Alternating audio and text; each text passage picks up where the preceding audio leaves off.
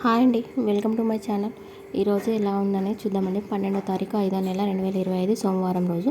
అదేవిధంగా రేపు ఉదయం ఆచరించే పూజ 13వ తారీఖు 5వ నెల మంగళవారం రోజు ఆచరించే పూజ ఎలా ఉందని చూద్దామండి. కొత్తగా నా ఛానల్ చూస్తున్న వారైతే నా ఛానల్ని సబ్స్క్రైబ్ చేసుకోండి. వీడియో నచ్చితే లైక్ చేయడం మర్చిపోకండి. ఈరోజు ఎలా ఉందని చూద్దామండి. ఉత్తరాయణం వసంత ఋతువు వైశాఖ మాసం శుక్ల పౌర్ణమి రోజు సోమవారం విశాఖ నక్షత్రం. ఇది యమదృష్టి యోగం అంటారు. ఇది ముహూర్తాలకు అంతగా పనికిరాదు, కానీ ఆచరించే పూజలు సాంప్రదాయక పూజలు ఉంటాయి కదా, వాటికి మంచిదే. దీన్ని గంగా పౌర్ణమి అని కూడా అంటారు. బుద్ధుల వారు జన్మించారు. ఈరోజు సత్యనారాయణ వ్రతాన్ని ఎవరైనా ఆచరిస్తే చాలా అనుకూలంగా ఉంటుంది. 12 పౌర్ణమిలలో అత్యంత విశేషమైనది ఈ పౌర్ణమి. శ్రీకృష్ణుల వారు తెలియజేశారు. విశాఖ నక్షత్రంలో 1, 2, 3 పాదాల్లో జన్మిస్తే చాలా శుభమండి. పిల్లలు ఆడపిల్లైనా మగపిల్లైనా 4వ పాదంలో జన్మిస్తే మాత్రం తల్లికి దోషము. శుభగ్రహాల్లో దృష్టి ఉన్నప్పుడు మాత్రం వాటి ఫలితం అనేది కొంచెం తగ్గుతుంది. 4వ పాదంలో జన్మించిన వారు ఖచ్చితంగా తల్లికి దోషం ఉంటుంది కాబట్టి పరిహారం అనేది చిన్నప్పుడే చేయించుకోవాలని తెలియజేయడం జరిగిందండి. ఈరోజు మనం జపించవలసిన మంత్రబలంలో ఓం ఇంద్రాయ నమః, ఓం ఇంద్రాయ నమః, ఓం ఇంద్రాయ నమః అనే మంత్రాన్ని కుదిరితే 108 సార్లు జపించుకోండి. రాజకీయంలో ప్రగతి, ఇంట్లో మీకు గుర్తింపు, వ్యాపారంలో గుర్తింపు, అన్ని చోట్ల మీరు ఏ పని ఆచరించినా, ఏది మొదలుపెట్టినా దాంట్లో ఒక మెట్టు మీ స్థాయి ముందే ఉంటుంది. కాబట్టి ఈరోజు ఈ మంత్రబలము అందరూ జపించుకోండి. అదేవిధంగా ఈరోజు మంచి మాట, మనకు ఆరోగ్యము ఉండాలి అంటే మంచి ఆహారం తింటేనే మనం ఆరోగ్యంగా ఉంటాం. అదే చెడు ఆహారం తింటే ఆరోగ్యం అనేది చెడిపోతుంది. అదేవిధంగా మనసులో ఆలోచనలు, చెడ్డ వ్యక్తులతో సావాసం అనేది చాలా ప్రమాదకరం అండి. మనసుకు గాయపరిచే వ్యక్తుల నుండి దూరంగా ఉండాలి. మనకి మనసుని గాయపరిచే విధంగా మాట్లాడి అలాంటి వారితోటి కూడా స్నేహం అనేది చేయకూడదంట. మనం ఎంత దూరంగా ఉంటే అంత మంచిదంట, లేదంటే అపాయంగా మారుతుంది. మనసు బాధ పెట్టితే ఆరోగ్యం పాడవుతుంది. వీటి నుండి దూరంగా ఉండాలి. ఏదో ఒక రోజు మీరు మంచిగా ఉంటారు. వీటి నుండి దూరంగా ఉన్నారనుకోండి, ఏదో ఒక రోజు మీరే మంచిగా ఉంటారు. ఏంటి అంటే ఈ మూడిట్లలో చెడిపోయిన ఆహారాన్ని ఎప్పుడు తినకూడదు.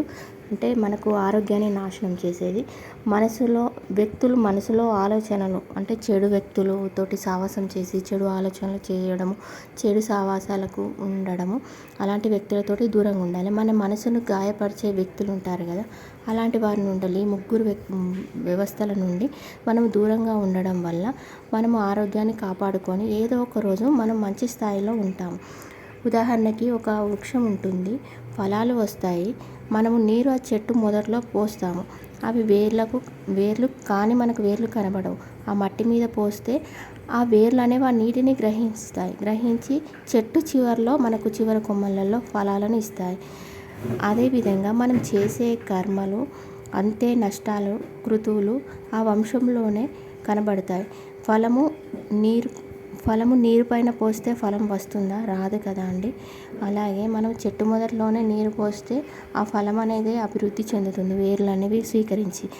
అదేవిధంగా మన కుటుంబంలో కూడా తల్లిదండ్రులు సఖ్యంగా ఉండడము మనం నేర్చుకోవాలి. పిల్లల ముందు కోట్లాడడము, వాళ్ళ ముందు చెడు వ్యసనాల బారిన పడడము అలాంటివి చేసామనుకోండి, మన పిల్లలు కూడా మనల్ని చూసి నేర్చుకొని వాళ్ళు కూడా అలాగే మారిపోతారు. కాబట్టి మనం ఇంట్లో పెద్దగా అరుచుకుంటూ గోల పెట్టుకుంటూ అలా ఉండకూడదని తెలియజేయడం జరిగిందండి. ఈ శుక్లపక్షంలో కృష్ణపక్షంలో చంద్రుడు పూర్ణ చంద్రుడిగా ఉంటాడు. ఆ రోజు ఎవరైతే జన్మిస్తారో అధికంగా వాళ్ళకి కోపం అనేది ఉంటుంది. తర్వాత వాళ్ళ మొహము చాలా తేజస్సుగా ఉంటుంది. వాళ్ళకి షార్ట్ టెంపర్ అనేది కూడా ఉంటుంది.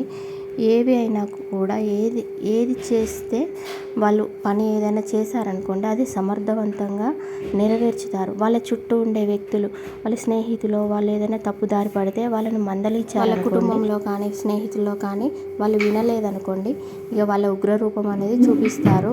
అక్కడ మరో కురుక్షేత్రం అనేది ఏర్పడుతుంది. అలా ఉంటుందంట అండి ఈ పౌర్ణమి రోజు జన్మించిన వారి లక్షణాలు. అదేవిధంగా వైశాఖ పౌర్ణమి నాడు నది స్నానం కానీ, సముద్ర స్నానం కానీ, గంగా స్నానం కానీ చేయడం చాలా విశేషమండి.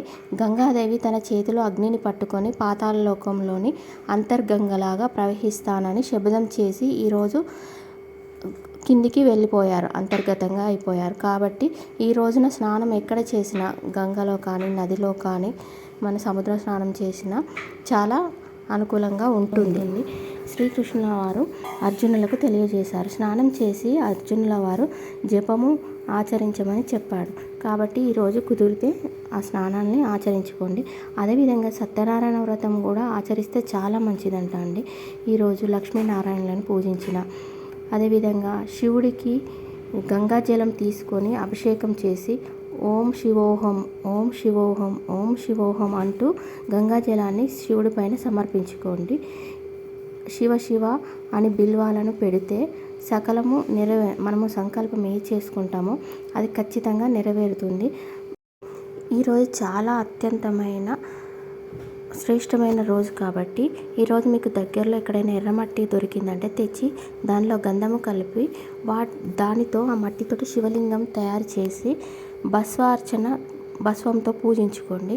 అష్టోత్తరము చదువుకోండి, శివాష్టకము చదివిన తర్వాత మృత్యుంజయ మంత్రాన్ని కూడా జపించుకోండి. ఈరోజు సాయంత్రము ఆ లింగాన్ని తీసి నీటిలో కలిపేసి ఇంటి బయట పెట్టాలి. ఇంటి బయట మనం గుమ్మం ముందు కానీ ఎక్కడైనా ఇంటి బయట పెట్టేసి చంద్రుడి కిరణాలు దానిపైన ఆ నీటి మీద పడేలాగా పెట్టాలి. అలా పెట్టిన తర్వాత మరుసటి రోజు పొద్దున్నే లేచినాక స్నానం ఆచరించిన తర్వాత ఆ మట్టిని, నీరుని పక్కకు పడబోసి ఆ మట్టిని నుదుటన తిలకంలాగా ధరించాలి. ఇలా ధరించడం వల్ల మృత్యు దోషాలు ఉన్నా పోతాయి. అదేవిధంగా ఈ పూజని శుక్రాచార్యుల వారు మృత్యు సంజీవని యజ్ఞంలో ఆచరించారు కాబట్టి దీనికి సంబంధం ఉంది. కాబట్టి ఈ పూజకి మీరు మీ ఇంట్లో పిల్లల కోసమైనా ఆచరించండి. ప్రతి ఒక్కరు తప్పకుండా ఆరోగ్యము కలుగుతుంది, సంజీవన్లాగా పనిచేస్తుంది. ఇది ఎందుకంటే మనం భస్మమును ఎర్రమట్టి కలిపాం కాబట్టి ఇది సంజీవన్లాగా మారి మనకి ఆరోగ్యాన్ని ప్రాప్తిస్తుంది. అదేవిధంగా మృత్యుగండాలు, అపమృత్యు దోషాలు ఏమైనా ఉన్నా తొలగిపోతాయి. మృత్యుంజయ మంత్రము జపించుకోండి. ఇలా చేయండి ఈరోజు. అదేవిధంగా రేపు ఉదయం ఆచరించవలసిన పూజ అండి. రేపు దగ్గరలో మీకు ఏదైనా దుర్గాదేవి ఆలయం ఉంటే వెళ్ళి 2 నువ్వుల నూనె దీపాలను వెలిగించండి. అక్కడ కుంకుమను తీసుకొని నుదుటన ధరించి ఇంటికి వచ్చి ఒక ఎర్రటి క్లాత్ తీసుకొని ఆ ఎర్రటి క్లాత్ కింద వేసేసి దానిపైన తూర్పు దిశగా మొహం పెట్టి కూర్చొని రుణ విమోచక స్తోత్రాన్ని చదవాలి. మీ జాతకంలో కుజదోషం వల్ల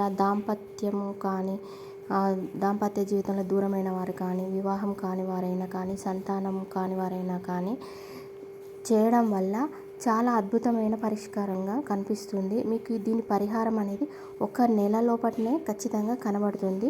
రేపు చాలా విశేషమైన రోజు కాబట్టి ప్రతి ఒక్కరు కుజదోషం ఉన్నవారు ఇది ఆచరించుకోండి. అదేవిధంగా ఈరోజు సాయంత్రం ఆచరించవలసిన యోగక్షేమము.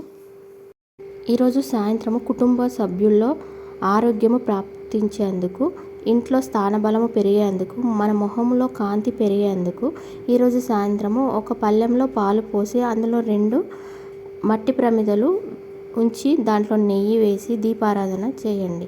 దీపం వెలిగించిన తర్వాత పళ్ళెం చుట్టూ అలంకరణ చేసిన తర్వాత ఆ దీపాన్ని లక్ష్మీనారాయణల స్వరూపంగా భావించి పూజించండి.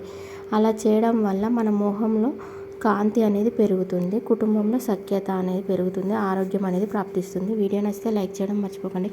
కొత్తగా నా ఛానల్ చూసిన వారైతే సబ్స్క్రైబ్ చేసుకోండి.